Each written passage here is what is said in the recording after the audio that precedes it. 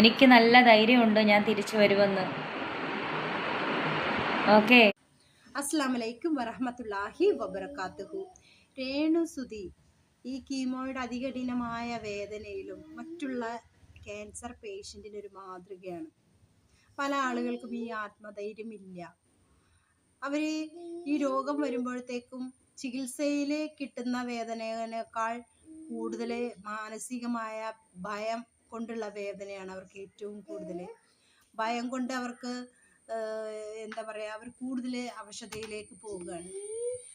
അപ്പോൾ അവരൊക്കെ രേണുസുതിനെ കണ്ടുപഠിക്കുക. പിന്നെ റെസ്റ്റ് ഇൻ പീസ് എന്നൊക്കെ പറഞ്ഞിട്ട് ഇത്തരം ആളുകൾക്ക് അവർ ചെയ്ത തെറ്റിന് ആണ് ശിക്ഷ കിട്ടിയെന്നൊക്കെ പറയുന്ന ആളുകളോടാണ് കേട്ടോ പറയാനുള്ളത്.